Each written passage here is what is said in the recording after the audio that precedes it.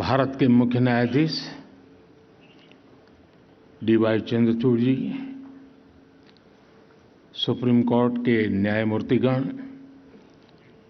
विभिन्न high court के मुख्य न्यायाधीश, विदेशों से आए हुए हमारे मेहमान जजेस, केंद्रीय कानून मंत्री अर्जुन राम मेघवाल जी, अटॉर्नी जनरल वेंकट रमानी जी, बार काउंसिल के chairman Manan Kumar Mishra ji, supreme court bar association के अध्यक्ष डॉक्टर आदिश अग्रवाला जी, अन्य महानुभाव, देवी और सज्जनों,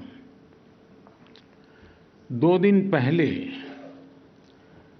भारत के संविधान ने अपने 75 वर्ष में प्रवेश किया है। आज भारत के सुप्रीम कोर्ट के भी 75वें वर्ष का शुभारंभ हुआ है। इस ऐतिहासिक अवसर पर आप सभी के बीच आना अपने आप में सुखद है।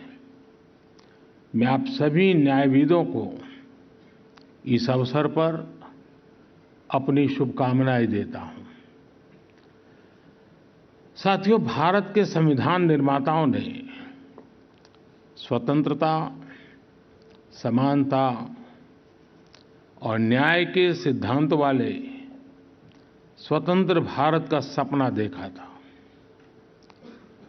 भारत के सुप्रीम कोर्ट ने इन सिद्धांतों के संरक्षण का निरंतर प्रयास किया है। अभिव्यक्ति की आजादी हो, व्यक्तिगत स्वतंत्रता हो, सामाजिक न्याय, सोशल जस्टिस हो, सर्वोच्च न्यायालय ने भारत की वाइब्रेंट डेमोक्रेसी को निरंतर सशक्त किया। 7 दशकों से भी लंबी इस यात्रा में सुप्रीम कोर्ट ने इंडिविजुअल राइट्स और फ्रीडम ऑफ स्पीच पर कई महत्वपूर्ण निर्णय किए हैं। इन फैसलों ने देश के सोशियो पॉलिटिकल परिवेश को एक नई दिशा दी है। साथियों, आज भारत की हर संस्था, हर संगठन, कार्यपालिका हो या विधायिका, अगले 25 वर्षों के लक्ष्यों को सामने रखकर काम कर रही है। इसी सोच के साथ आज देश में बड़े-बड़े रिफॉर्म्स भी हो रहे हैं। भारत की आज की आर्थिक नीतियां कल के उज्जवल भारत का आधार बनेगी। भारत में आज बनाए जा रहे कानून कल के उज्जवल भारत को और मजबूत करेंगे। बदलती हुई वैश्विक परिस्थितियों में आज पूरी दुनिया की नजर भारत पर है। पूरी दुनिया का भरोसा भारत पर बढ़ रहा है। ऐसे में आज भारत के लिए जरूरी है कि हम हर अवसर का लाभ उठाएं, कोई भी अवसर जाने न दें। आज भारत की प्राथमिकता है ease of living, ease of doing business, ease of travel, ease of communication और साथ ही ईज ऑफ जस्टिस। भारत के नागरिक ईज ऑफ जस्टिस के हकदार है और सुप्रीम कोर्ट इसका प्रमुख माध्यम है। साथियों, देश की पूरी न्याय व्यवस्था सुप्रीम कोर्ट के दिशा निर्देशों और मार्गदर्शन, आपके गाइडेंस पर निर्भर होती है।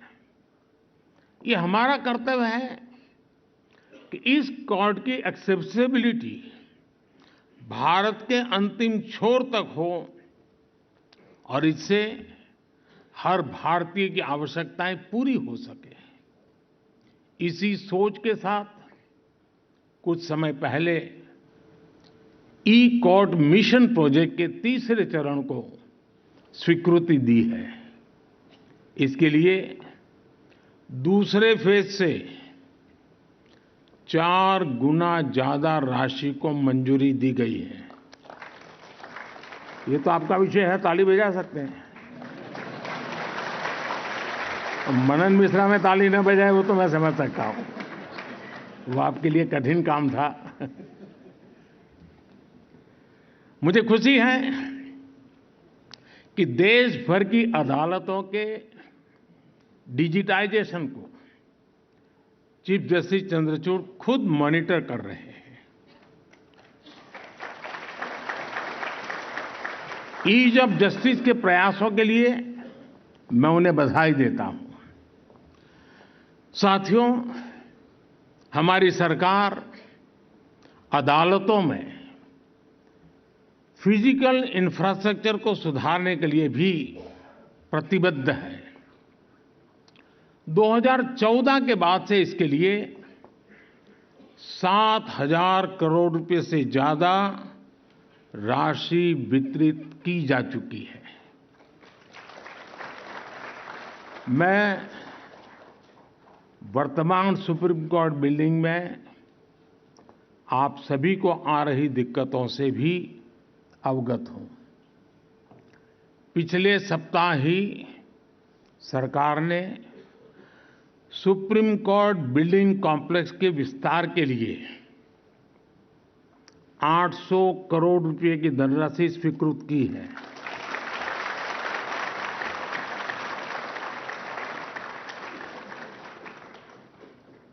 बस अब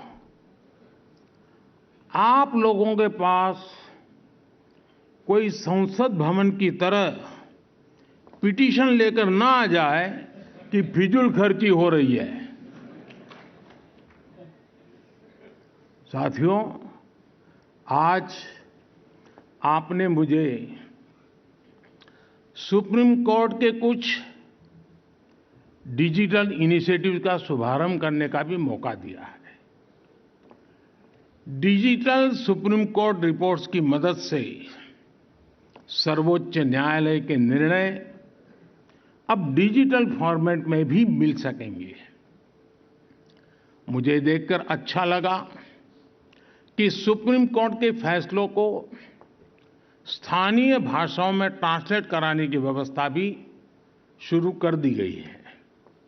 मुझे उम्मीद है कि देश की अन्य अदालतों में भी जल्द ऐसी व्यवस्था हो सकेगी। साथियों, आज टेक्नोलॉजी कैसे ईज ऑफ जस्टिस में मददगार साबित हो सकती है, इसका एक कार्यक्रम अपने आप में एक उदाहरण है।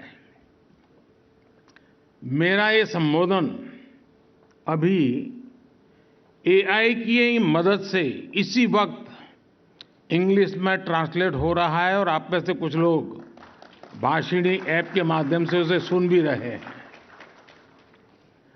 कुछ शुरुआती दिक्कतें हो सकती हैं, लेकिन टेक्नोलॉजी कितना बड़ा कमाल कर सकती है, ये इससे पता चलता है। हमारी अदालतों में भी इसी तरह की टेक्नोलॉजी का उपयोग करके सामान्य नागरिकों का जीवन आसान बनाया जा सकता है। आपको याद होगा, मैंने कुछ समय पहले कानूनों को सरल भाषा में लिखे जाने की बात कही थी। मैं समझता हूं कि अदालत के निर्णयों का आसान भाषा में लिखे जाने से आम लोगों को और मदद मिलेगी। साथियों, अमृतकाल के हमारे कानूनों में भारतीयता और आधुनिकता की समान भावना दिखनी भी उतनी आवश्यक है। वर्तमान की परिस्थितियां और बेस्ट प्रैक्टिसेस के अनुरूप सरकार भी कानूनों को मॉडर्नाइज करने पर काम कर रही है। पुराने कॉलोनियल क्रिमिनल लॉज को खत्म करके सरकार ने भारतीय नागरिक सुरक्षा संहिता, भारतीय न्याय संहिता और भारतीय साक्ष्य अधिनियम की व्यवस्था शुरू की है। इन बदलावों के कारण हमारे लीगल, पॉलिसिंग और इन्वेस्टिगेटिव सिस्टम ने नए दौर में प्रवेश किया है। एक बहुत बड़ा परिवर्तन है। सैकड़ों वर्ष पुराने कानूनों से नए कानूनों तक पहुंचने का परिवर्तन सहज हो, यह बहुत जरूरी है। इसके लिए पहले ही सरकारी कर्मचारियों की ट्रेनिंग और कैपेसिटी बिल्डिंग का काम भी शुरू कर दिया गया है। मैं सुप्रीम कोर्ट से आग्रह करूंगा कि वो भी सभी स्टेक होल्डर्स की ऐसी कैपेसिटी बिल्डिंग के लिए भी आगे आएं।